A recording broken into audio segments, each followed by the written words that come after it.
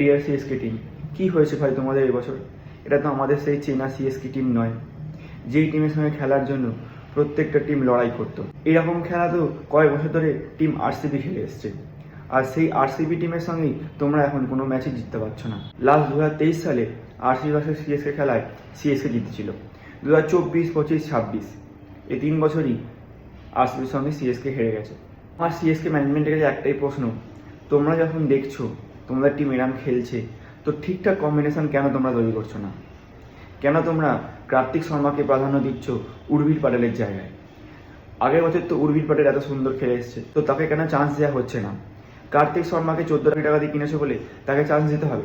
রবীন্দ্র জাদেজার বদলে যাকে নিয়েছে প্রশান্ত ভীর, তাকে তো ভাই বলই করাচ্ছে না আমাদের ক্যাপ্টেন ঋতুরাজ গায়কোয়াড়। তার বডি ল্যাঙ্গুয়েজ থেকে একবারে মনে হয় না সে ক্যাপ্টেন্সি করছে, কোনোভাবেই একবারে মনে হয়নি। সিএসকে টিমে এবছর সবচেয়ে বড় গাফিলতি হচ্ছে তাদের কোনো বোলার নেই। খালিদ আহমেদ চলছে না, যে আগেরবার সবচেয়ে ভালো বল করেছে Noor Ahmad, second highest wicket taker ছিল, তার বল চলছে না। জেমি ওয়াটন ডেট ওভারে বল করতে পারছে না।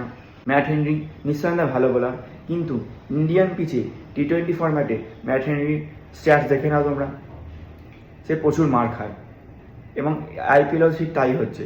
সে হয়তো উইকেট নিচ্ছে, যেটাকে ডেথ ওভারে বল দেওয়া হচ্ছে সে মার খাচ্ছে। কালকের ম্যাচে কে মারেন? ফিল সল মেরেছে, বিরাট কোহলি মেরেছে।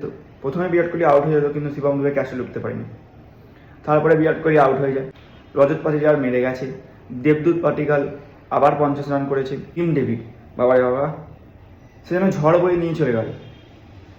এলো 20টা বল খেললো, 60 রান করে দিয়ে চলে গেল। যে আসছে তাকেই মারছে, 4-এর কোনো নামই নেই, যা মারছে 6।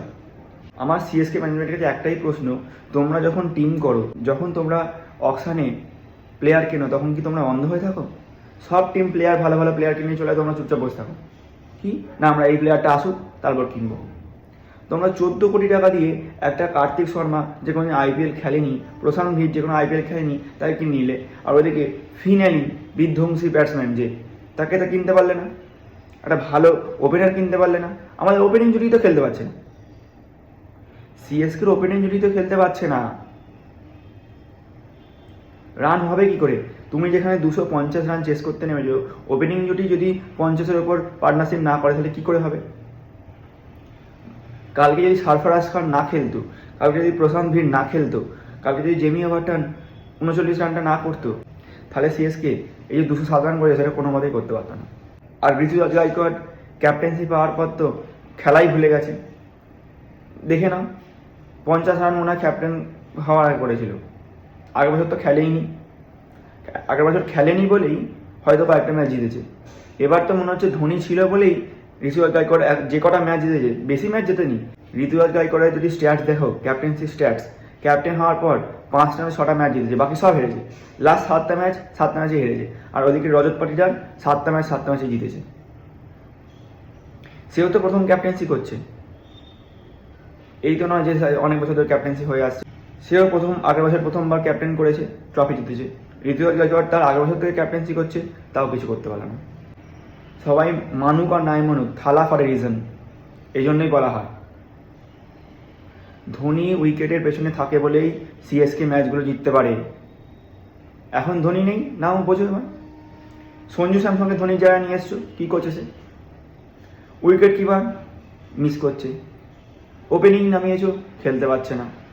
ঋতুরাজ Gaikwad not a captain material, তার মাথার মধ্যে এটাই নেই যে আমি ক্যাপ্টেন।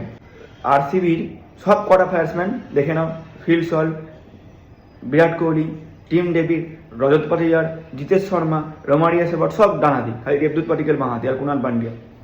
বাঁহাতি স্পিনারটাকে আনলো না। প্রশান্ত ভীরকে কেন খেলাচ্ছে? তোমরা তো প্রশান্ত ভীরকে নিয়েছো গ্রেট রবীন্দ্র জাদেজার রিপ্লেসমেন্ট হিসেবে, তো কি হচ্ছে?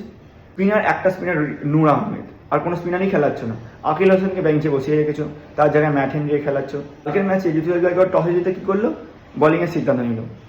কী ভেবে যে বলিংয়ের সিদ্ধান্ত নিল সেটা আমার মাথায় ঢুকলো না। গায়কোয়াড় ভাবলো আমাদের বলিং লাইন আপ এত ভালো যে আমরা আরসিবিকে 150 রানে অল আউট করে দেবো, বা 150 রানে আটকে দেবো। যদি সিএসকে টসে জিতে ব্যাট করতো, তাদের এত প্রেশার থাকতো না, 250 রানের প্রেশারই থাকতো না। এবার খেলতো, হারতো, সেই হারতো ম্যাচ, জিততো এটা নয়, হারতোই, কিন্তু তবু 200 রান করতো, চেসে হেরে যেত।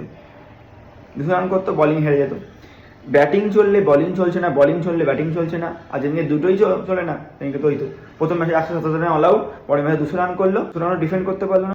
প্রথমে ভেবেছিলাম সিএসকে 100 রানও করতে পারবে না, সেই জায়গায় 207 রান করেছে, মানে অনেক বড় কথা। এবছরের সবচেয়ে চোকার টিম হচ্ছে সিএসকে টিম।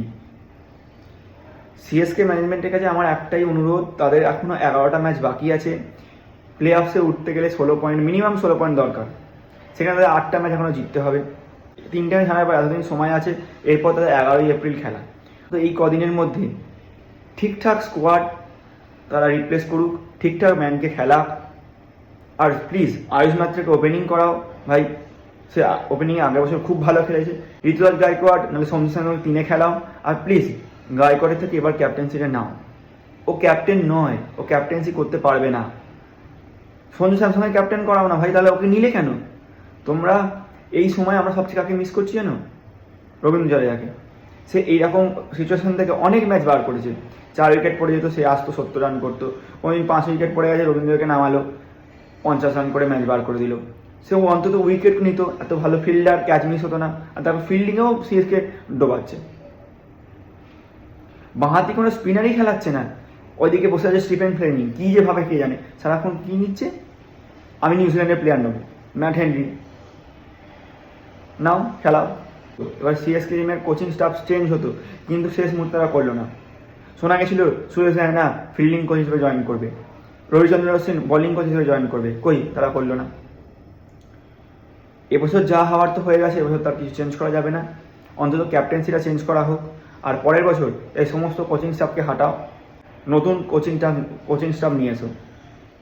এরপরে যখন অকশন হবে, সবচেয়ে বড় অকশন যেটা হয় 3 বছর পর, তার মধ্যে শিবম দুবে, ব্রেভিস, আয়ুষ মাত্রে, উর্বিল পাটেল আর নূর আহমেদ, এই 5 জনকে রেখে ধোনি তো মনে হয় আর খেলবে না।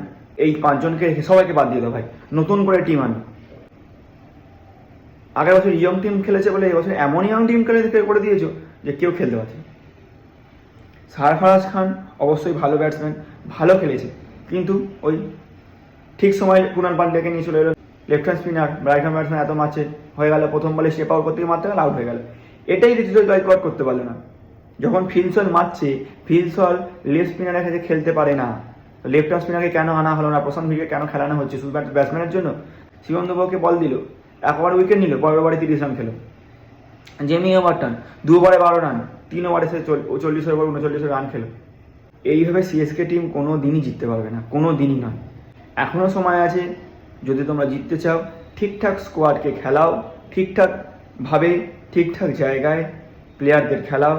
উর্বিল পাটেলকে ব্যাক করো কার্তিক শর্মার জায়গায়, আকিল হোসেনকে নিয়ে আসো ম্যাট হেনরির জায়গায়।